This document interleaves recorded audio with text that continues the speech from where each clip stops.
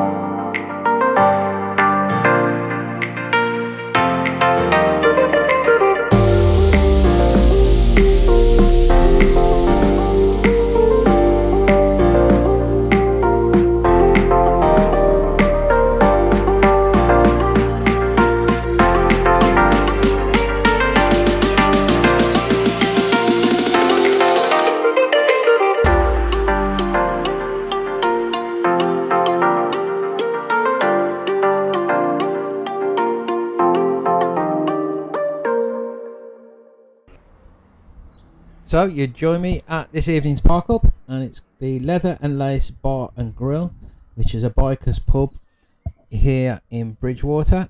The actual area is Chilton Polden in Bridgewater. I found this on Park for Night, but I will leave all the details in the description box below and the what 3 words, so you can find it yourself. Car park was quite busy when I arrived, but I did manage to find a spot just up the corner. And it seems a popular spot.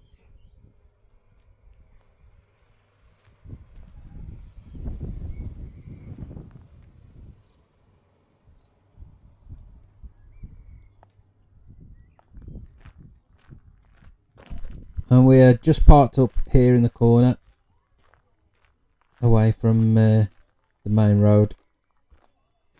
So I'm going to leave it here for this evening.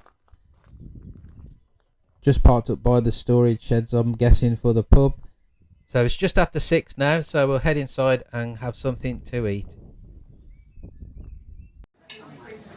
So we're now inside the pub, and it was quite a surprise to see all the memorabilia on the walls and the ceiling.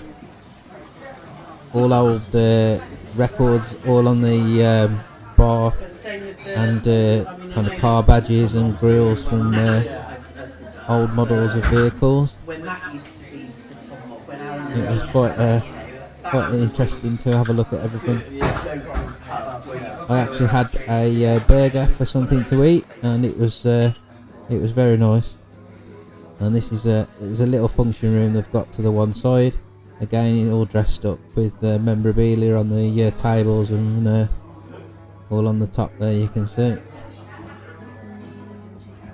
But this was booked out for a party of so many people for the evening.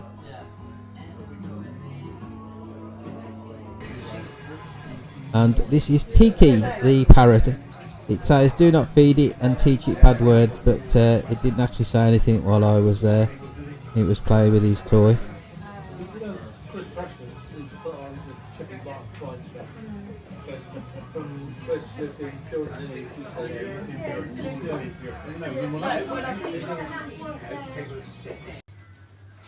So I don't normally film in toilets, but I just had to capture it to show that even the toilets didn't escape any memorabilia.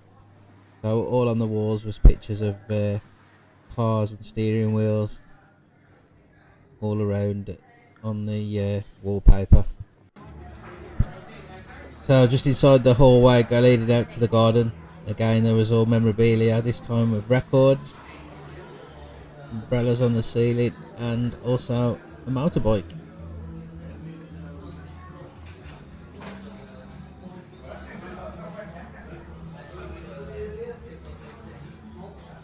Yeah, no, that's fine. You're all booked in, alright? You're all booked in. You're all booked in, alright? So just outside, again there's some more beds. And then all plates on the wall again, more memorabilia. Little seating area. And then it leads out into the garden.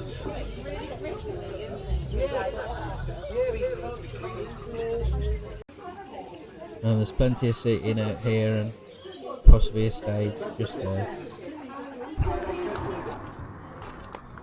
So here we are back out in the van, and this is my little setup for this evening. I've turned the seats around so I've got a bit of seating up the other end now, and this is in lounge mode. I found a use for the beer and used it as a spirit level, and it was pretty sound, so we've left it as it is. And then I put these on the windows as well. It's like a thermal cover that came with the van, so it just keeps it a bit more private and hopefully a little bit warmer in the night. And this is my night setup. Beer on there, seats with the cushions on to watch the telly, and I'll see you in the morning. Good night. Well, good morning, and it was a great sleep last night.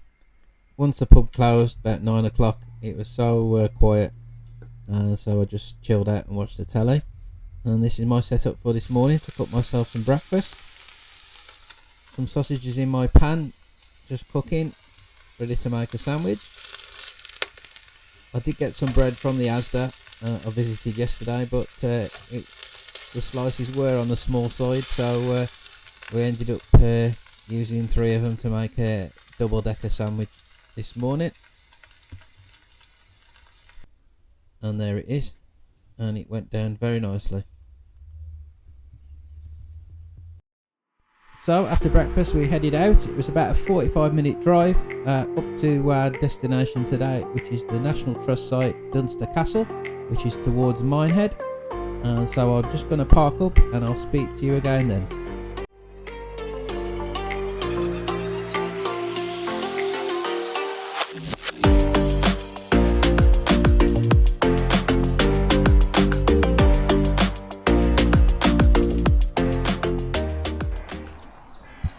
So, you join me on the approach to Dunster Castle, which is located in Minehead, Somerset. And we're going to have a look around this castle today. You can just see it just at the top of the hill. There is quite a bit of history with the actual grounds of the castle. Obviously the castle that's here today was built later on, but from kind of the 11th, 12th centuries, something has actually been located here on the grounds of Dunster. So we're going to walk up to the castle and have a look in there today.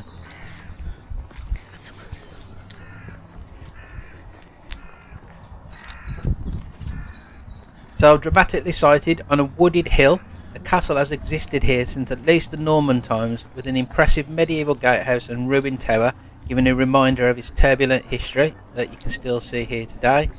The castle that you see today became a lavish country home during the 19th century for the Luttrell family, who lived here for 600 years, so it does have quite a bit of history.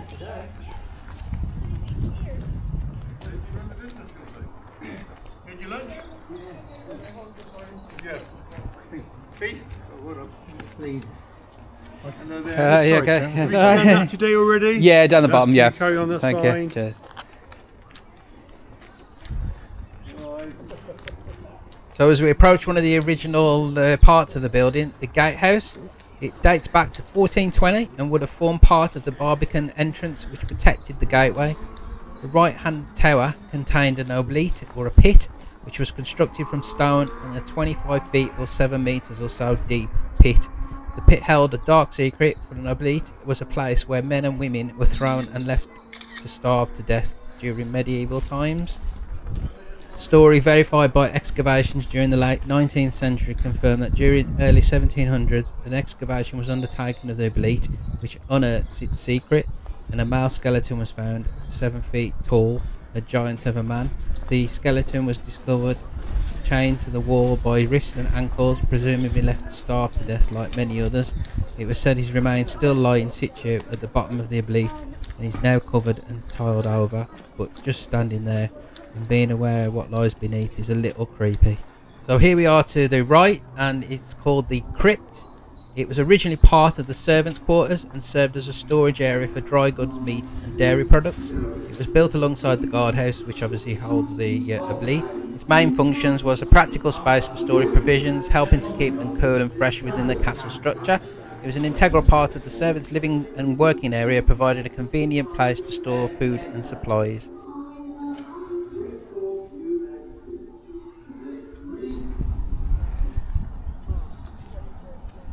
So this is the castle approach from the other side of where we were just. As you can see, one of the towers is just on the left hand side, which is obviously as ruins now, and the other is actually a coffee shop.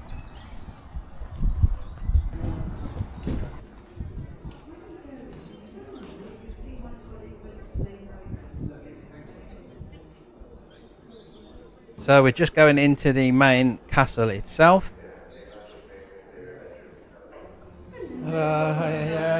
Thank you. Have you been here before? Never. Right then. If you turn right when you go in, you'll see my colleague Chris, and he'll explain the way Oh, around to brilliant. you. Thank you. So this particular castle, it was an idea from George Luttrell. He began an ambitious building programme at Dunster in 1868. The architect Anthony Salvin was employed to redesign the castle and create a comfortable Victorian family home.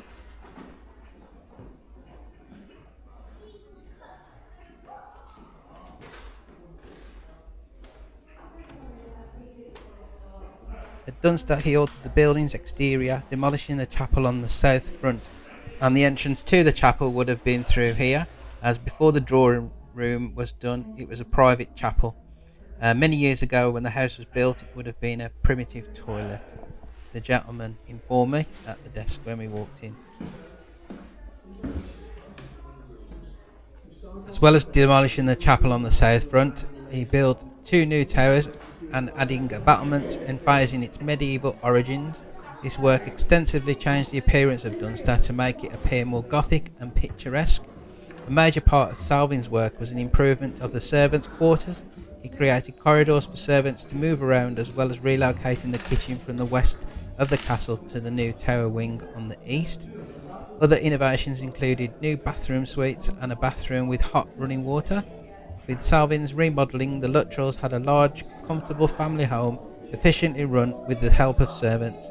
This enabled George and his wife Anne to invest heavily in the local economy, back the railway to Minehead, and promote the town as a port and seaside resort.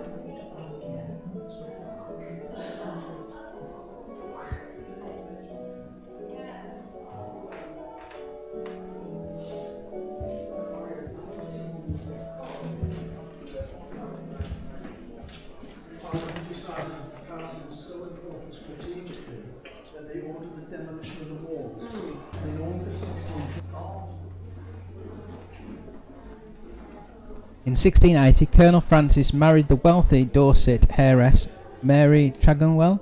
They spent enthusiastically, with one addition to the castle being the carved staircase you see here. It was probably carved by Edward Pearce, one of the best craftsmen of the period. The panels are carved with hunting scenes that run in and out of the acanthus leaves, demonstrating the wealth and power of the Luttrell family.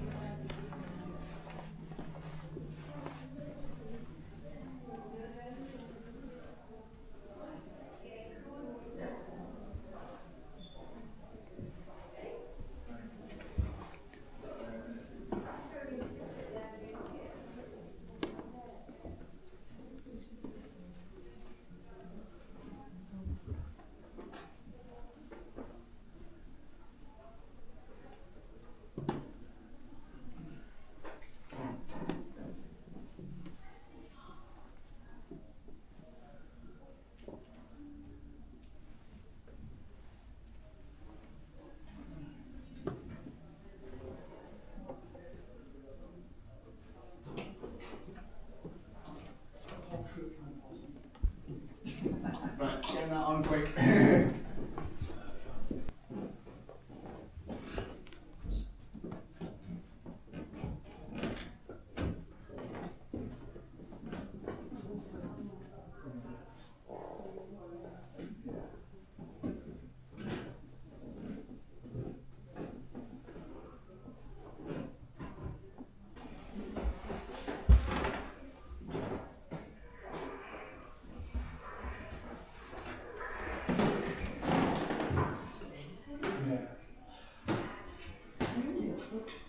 So this was one of Anthony Salvin's innovations, with new bathroom suites and hot running water. And the bath was huge.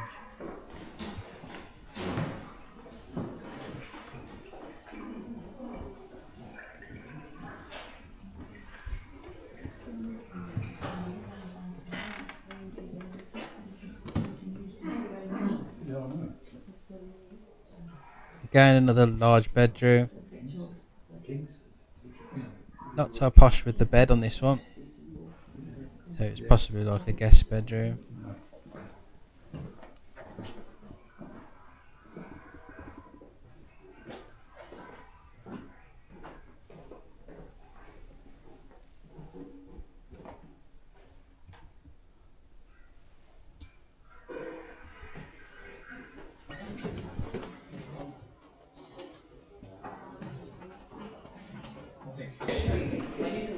Here's one of the many artworks that are around the property. A huge mural on the wall. Detail in it was crazy for the year it was. Probably would have been painted. Little piece about each one. They aren't consecutive, unfortunately. We literally have the number one is just behind here on there.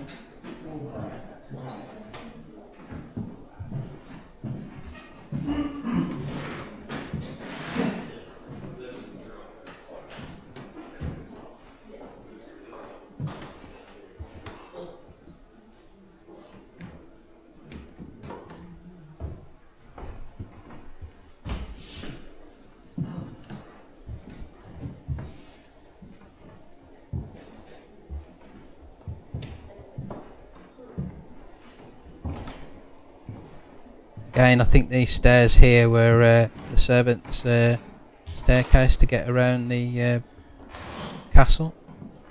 Again, installed by Salvin in the remodelling. So we're just entering the King Charles room, and it features a interesting little feature in this room, which I'll show you in a moment. Carvings there on the fireplace.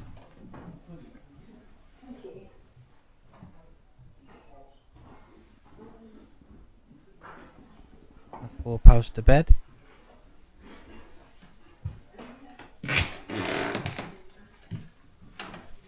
then just as you enter into a wardrobe space, there is a secret passage, which was probably intended on as an escape route for the prince in case of the parliamentaries arrive unexpectedly during the night.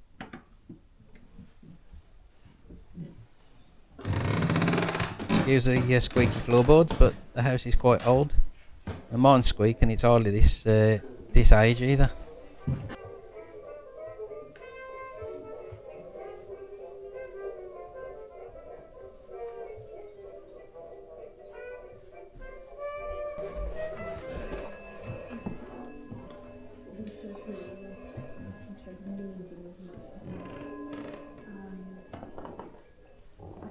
So we're just walking into the library room, which features a 19th century wallpaper simulating embossed leather, known as cord de leather. The library was created by Salvin between 1870 and 1871, and is considered a treasure trove of books and a highlight of the castle. And we're just entering the billiards room.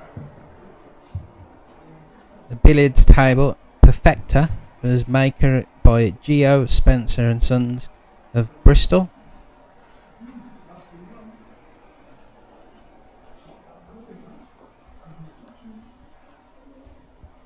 Again, this is one of Salvin's creations of the billiard room in the remodelling of the property.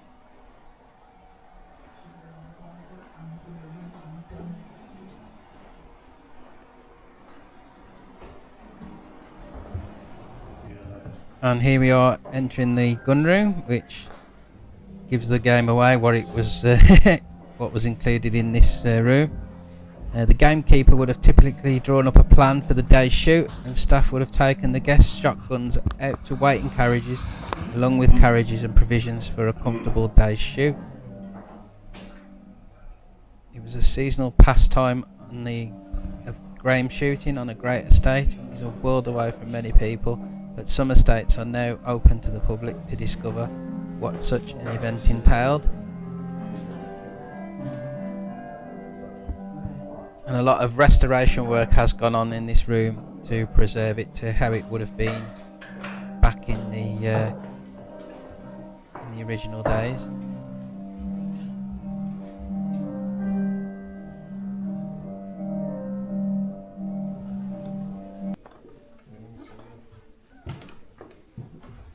We're heading into what can be described as like an interior garden room. Kind of brings the outside in a little.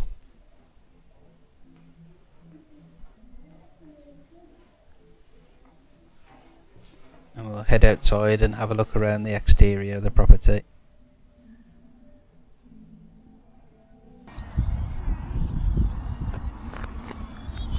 So Dunster Castle has sat as its commanding location since the Middle Ages, the perfect site for a castle, both visually impressive and easily defended.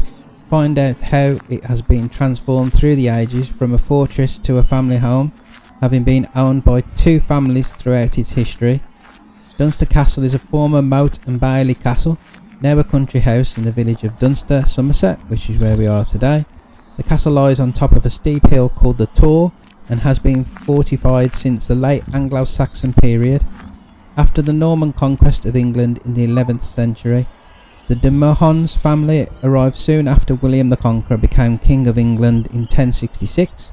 William de Mohon constructed a timber castle on the site of a Saxon hill fort as part of the fortification of Somerset. A stone shell keep was built on the moat by the start of the 12th century, and the castle survived a siege during the early years of the anarchy. At the end of the 14th century, the de Mohons sold the castle to the Luttrell family, who continued to occupy the property until obviously the late 20th century. Nothing remains of the de Mohons castle except the 13th century lower level gateway with its massive iron bound oak doors. The castle was expanded several times by the Luttrell family during the 17th and 18th century. They built a large manor house within the lower ward of the castle in 1617, and this was extensively modernised, first during the 1680s and then again in 1760s. The medieval castle was fortified by a stone curtain wall and bastion towers along the north side of the lower ward.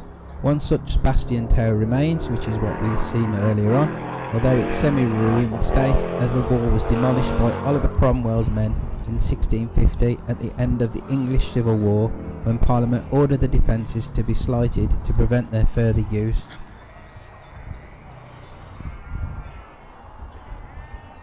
And being so high up on the hill, there are some amazing views around the property, like this one.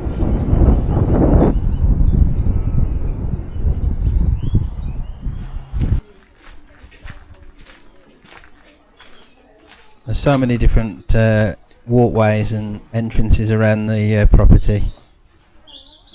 We're just walking through, and then it leads you back out to where we actually entered the castle itself, all through a little courtyard.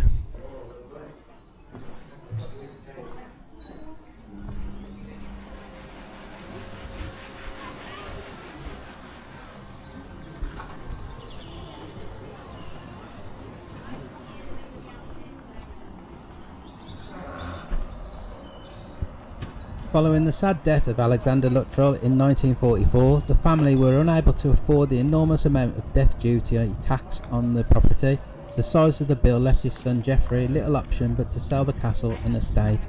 The castle and surrounding lands were sold off to a property firm called Ashdale Property Company.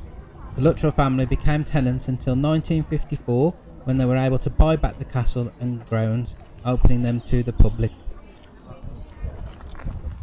And this was quite a poignant little area. It was a graveyard for their pets.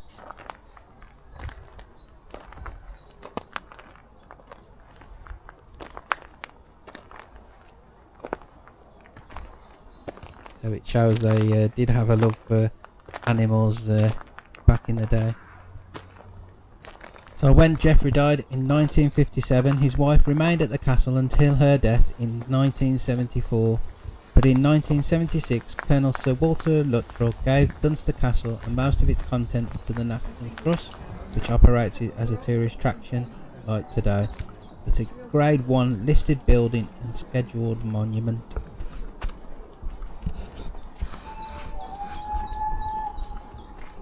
So we are now heading into the gardens at Dunster Castle and also the watermill that's found there as well. It's home to exotic plants from all around the world, such as the handkerchief tree from central China and the gunneria from Brazil, planted in the early 1900s. Earlier archaeological investigation has revealed other gardens hidden beneath the surface of what we see today.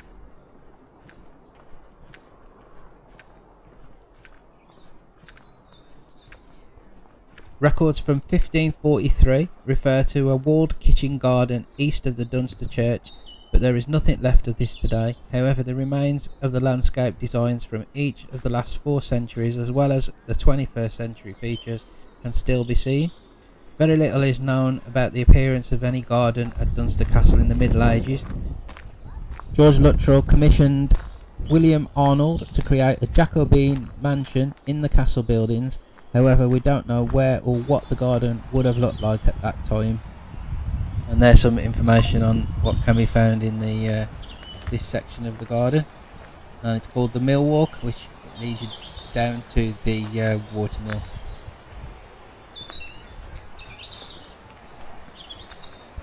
Today the garden areas are known for their diversity of plants and features, with subtropical and Mediterranean and temperature plants beside the river, in herbaceous borders and the terraces. The castle grounds are also famous for their spectacular views over the Somerset countryside and the waters of the Bristol Channel. The lawns, 20th century polo grounds, lie below the garden, surrounded by the Dunster estate. Its farmland, woods, forests and quarries are all now managed by the Crown Estate. And it has some features like the stepping stones for children to explore and play on.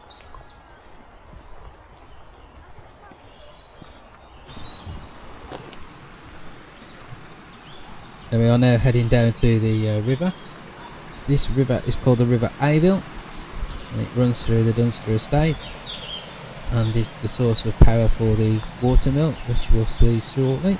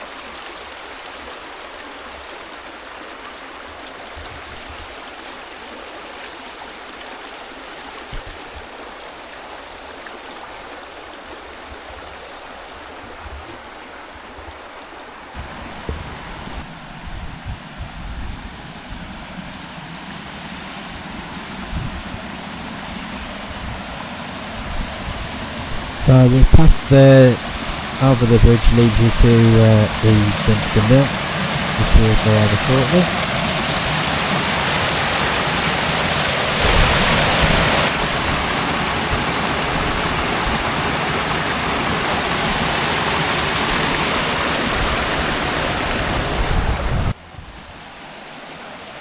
So as we approach the mill, milling has taken place at the Dunster estate since medieval times. The first records appear in the Domesday Book, which records 2 corn mills on the site, Overmile and Nethermile. In 1427, a new mile was built next to the Nethermile, and by 1430 there was also at least 4 mills working in the grounds that were connected to the Dunster's cloth industry. So here are the 2 mills. Dunster's working watermill is a rare type of mill called the double overshot. This means that both wheels are powered by water from the leat onto a launder, which delivers the water to the wheels from above, which will go up in a moment. And the upper wheel and associated machinery were repaired in 2007, and the lower wheel was replaced in 2015. Originally the watermill would have been run with 3 sets of millstones. However, since its restoration in the 1980s, it had only operated with 2. Thanks to money raised from raffle ticket sales and a substantial grant from the Leader scheme, they now have able to purchase a 3rd set here in the future of the watermill for decades to come. And we're just inside with the old machinery. Since the trust took over the running of the mill in 2014, over 18 tonnes of wholemeal flour have been ground from organic grain, which is available to buy at the watermill and in the stable shop.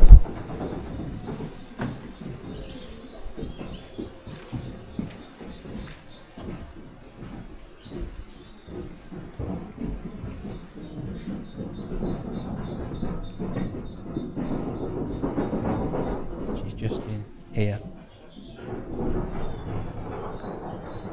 Dunster Working Watermill, also known as the Castle Mill, is a restored 18th century watermill situated on the River Avil close to the Gallocks Bridge in the grounds of the Dunster Castle. And it's a Grade 2 listed building with Grade 2 registered parkland of the castle.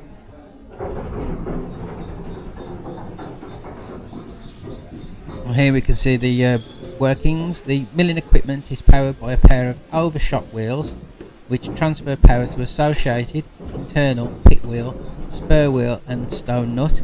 This then drives the millstones.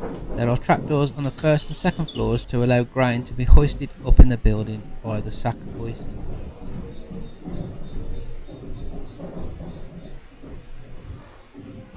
The lower mill's machinery was modernised in the late 19th century, when all wooden parts, apart from the water wheels themselves, were replaced with cast iron.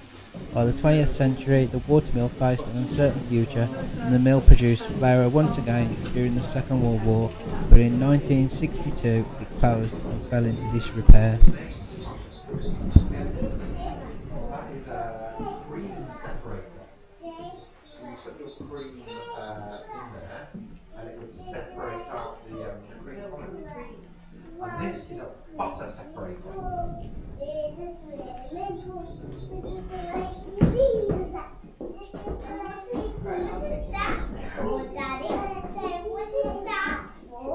That is a scoop for scooping things.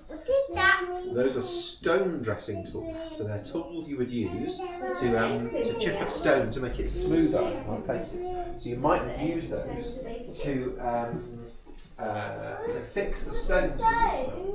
Those are okay. Look, so this is sheep shears. So for shearing sheep.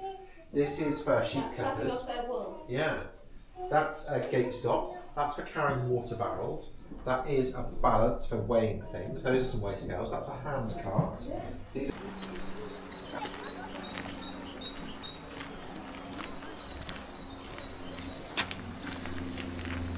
And here we are back outside along the River Avil, and this actually leads up to a coffee shop which was once stables, I believe, which was converted to generate obviously income for the site, and that leads you up into the actual Dunster town itself, which we are walking up the street now.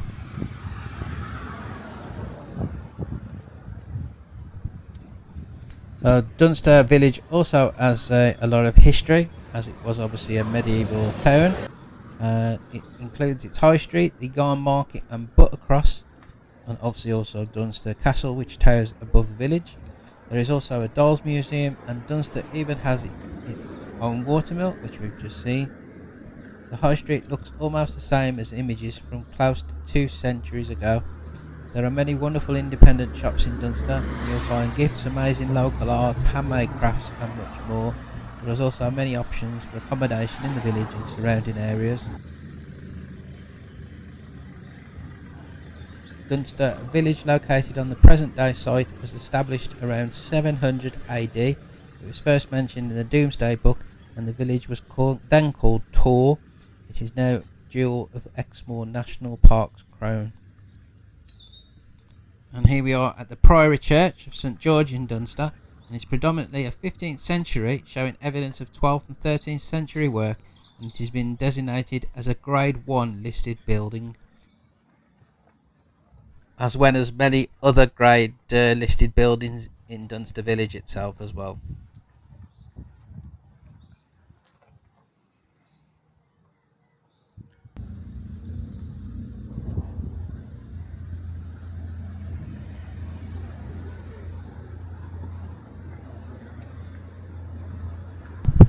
So we're just walking up the main high street.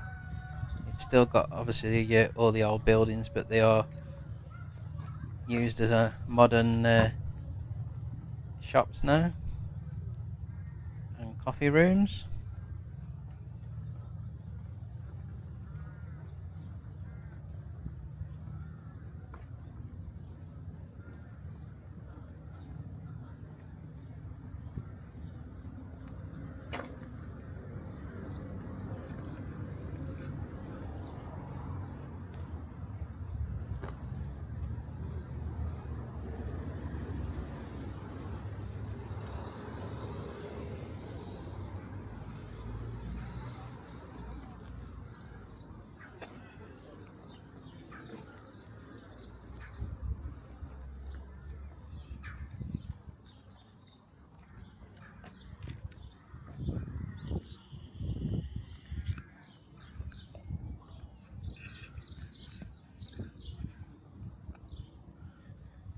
And here we can see the Luttrell Arms, and this again is a Grade 2 listed hotel.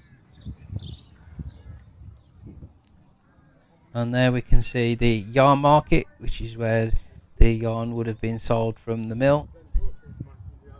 I believe it is still used today. It wasn't on today's visit, but it is still in use, I believe.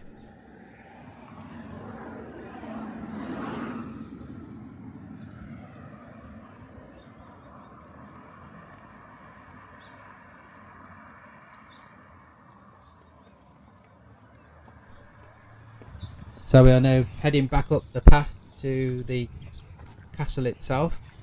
As you can see, it towers over the village, right on the top of the hill. And if you ever are in the area, I would definitely recommend visiting. I will leave all the links and details in the description box below. And I will catch you in the next episode where we continue our adventure.